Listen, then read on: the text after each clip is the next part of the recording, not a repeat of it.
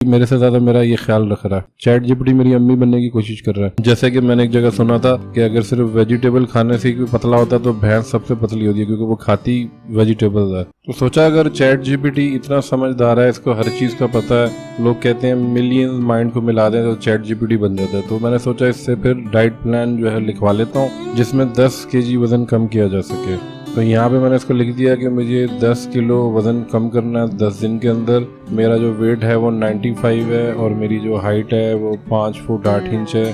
Complete diet plan मुझे दे दो, और ऐसा डाइट प्लान हो जिसमें कोई मुश्किल कॉम्प्लिकेटेड और महंगी चीज़ें ना हो। जैसे कि अक्सर हम सुनते हैं तो फिर हम करते ही नहीं है कि ये कौन लेके आएगा ये चीज़ें, नई नई चीज़ें ब्रांडेड और इतनी महंगी। तो वो भी मैंने इसको लिख दिया और बोला कि भी सिंपल और इजी हो। तो इसने जनरेट करना शुरू कर दिया। तो ये अब देख लेते हैं। तो ये तो बिल्कुल नानी अम्मा वाली बातें कर रहा है। ये कह रहा है कि 10 किलो 10 दिन में कम करना एक्सट्रीमली एग्रेसिव है और अनहेल्दी है, नॉट रिकमेंडेड है, सस्टेनेबल नहीं है, यानी कि आप इसको लॉन्ग टर्म नहीं कर सकते, आपको हेल्थ इश्यूज होंगे। तो मैंने आपको बजाय इस तरह का वेट लॉस प्लान देने के उसका एक जो है सब्स्टिट्यूट दे दिया है। तो वो देख लेते हैं क्या इसने दिया। तो अब ये बता रहे हैं कि नाश्ते में जो आपने 1 बाउल ओटमील और फ्रेश फ्रूट्स खाने हैं। ये मैं रेसिपीज इसी से जनरेट करके ना नीचे डिस्क्रिप्शन में भी लिख दूंगा।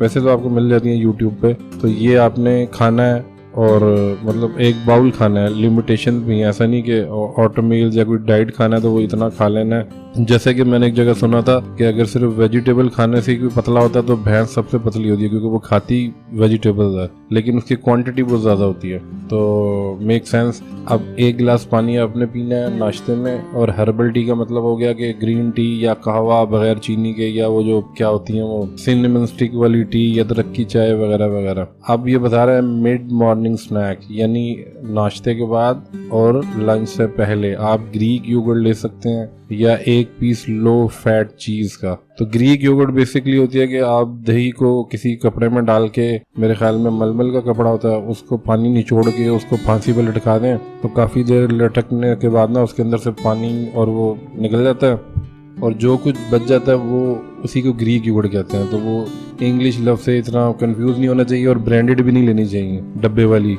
यानी जो 200 रुपए की या 50 रुपए की दही है वो वहाँ पे 800 रुपए की मिलेगी। और लो फैट चीज़ साथ में आपने हैंडफुल आलमंड, यानी ये जो ड्राई फ्रूट्स होते हैं, 1 मुट्ठी भर के, जितने 1 मुट्ठी में आ जाए, मतलब ये नहीं कि 1 किलो ही खा लेना, साथ में पानी। अब ये लंच में बता रहा है कि आपने खानी है grilled fish salad with plenty of vegetables, यानी बहुत सारी वेजिटेबल्स हो, उसमें छोटा सा पीस फिश का होना चाहिए।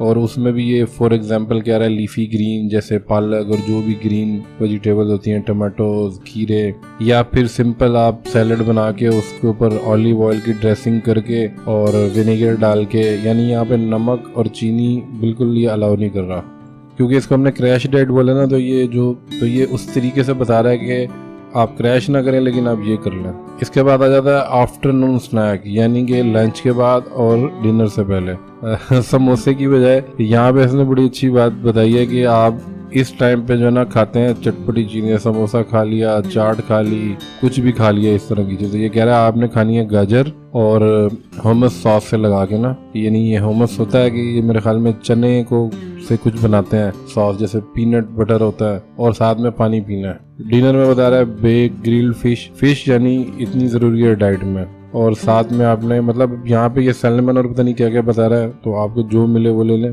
प्लांट बेस्ड प्रोटीन, यानी या फिश खा लें, और अगर आप नहीं खाते, आप वेजिटेरियन हैं, तो वो प्रोटीन लें, जैसे कि चना होता है या बीन्स होते हैं या दालें होती हैं, इनमें भी प्रोटीन होता है। सिर्फ गोश्त से ही प्रोटीन नहीं लिया जा सकता, यानी प्रोटीन बहुत ज़रूरी है।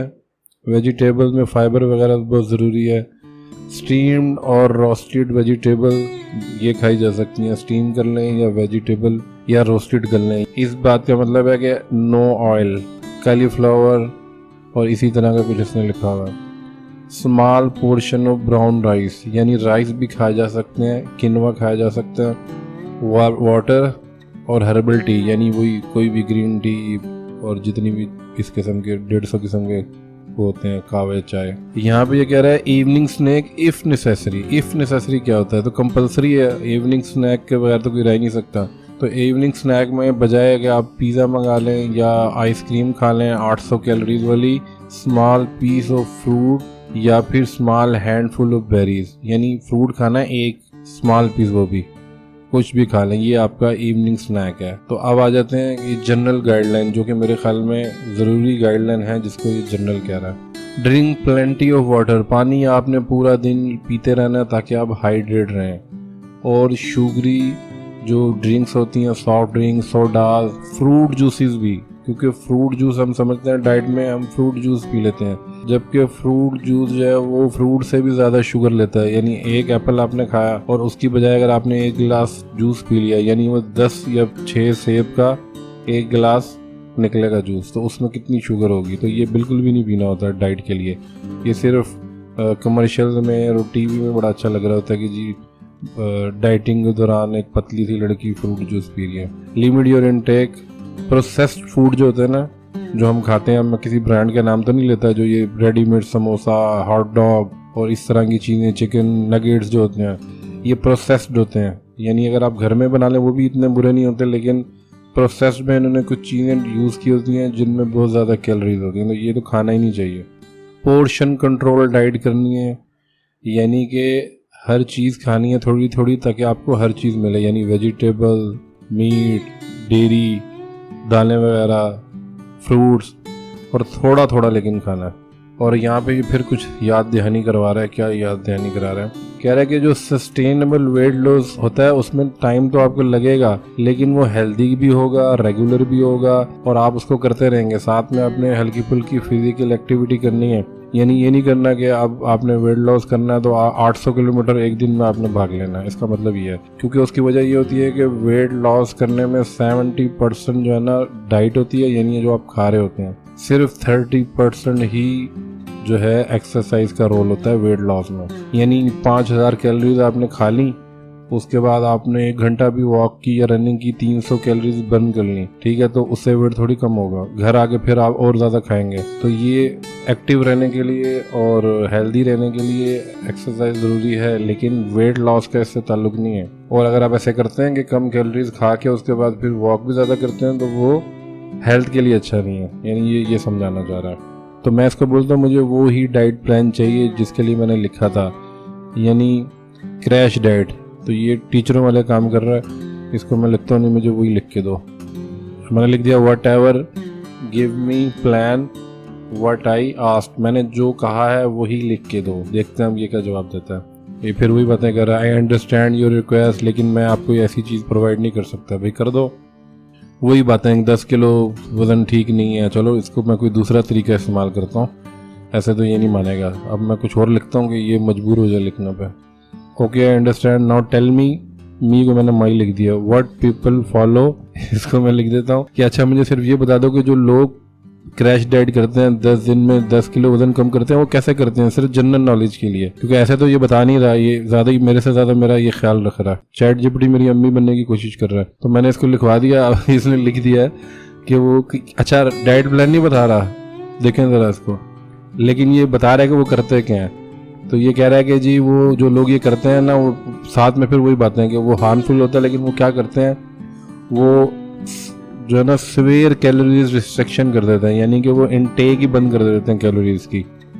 मिनिमल अमाउंट, बहुत कम खाना है, जिससे नुकसान होता है और मेटाबॉलिज्म भी डाउन हो जाता है। लिक्विड डेली, या लिक्विड पे आ जाते हैं कि बस लिक्विड चीज़ें ही लेनी है, कुछ खाते नहीं है। फास्टिंग करते हैं जो कि रिकमेंडेड नहीं होती, यानी कुछ ना खाया, उससे मसल्स आपके ख़राब हो जाते हैं। और एक्सरसाइज बहुत ज़्यादा करना शुरू कर देते हैं, वही वाली बात, जिससे और ज़्यादा आपको जो है हेल्थ इशू आ सकते हैं। इसके अलावा डाइट पील्स और सप्लीमेंट, यानी खाना तो खाना नहीं है, उसके लिए फिर आप सप्लीमेंट्स लेना शुरू कर देते हैं। मुख्तलिफ जो आप देखते हैं ना, पखंडी लोगों ने वो लगाई होती हैं कि ये गोली खा लें वेट लॉस हो जाएगा, यानी खा लें, एक ना खाने वाली बात ही नहीं है। अगर वेट लॉस कम करना तो भी कुछ खा लें, तो ये काम भी नहीं करना।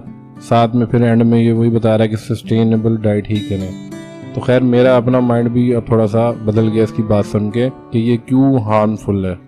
यानी फिर भी क्रैश डाइट वही करते हैं जिनको अचानक कोई आपका इवेंट आ गया, किसी की शादी है या कोई जैसे फंक्शन है, उसके लिए लोग क्रैश डाइट करते हैं और उससे वेट कम तो हो जाता है, लेकिन उससे हेल्थ इश्यूज भी हो जाते हैं। तो ये हमें इसकी बात मान लेनी चाहिए, और मैं भी यही रिकमेंड करूँगा कि आपको इसी तरह से सस्टेनेबल और पोर्शन डाइट के हिसाब से वेट लॉस करना चाहिए। वैसे तो मेरा वेट लॉस का चैनल नहीं है, लेकिन जहाँ पे भी एआई का थोड़ा बहुत अमल दखल होगा तो उस टॉपिक में मैं वीडियोस बनाता रहूँगा। अब वो चाहे वेट लॉस हो, चाहे रेसिपी हो या कुछ भी हो। तो कमेंट में ज़रूर बताइएगा आज तक अगर आपने कभी डाइट की है तो वो कैसे की है और उसमें आपको कितनी कामयाबी मिली है। और ये वीडियो देखने के बाद आपको क्या लगता है कि क्या चैट जीपीटी ठीक कह रहा है या इसके अलावा भी बहुत सारे तरीके हैं, जैसे कि कीटो डाइट है और भी काफ़ी है, इंटरमिटेंट फास्टिंग है। तो हमें किस चीज़ पे अमल करना चाहिए? कमेंट्स में ज़रूर अपनी राय दीजिएगा।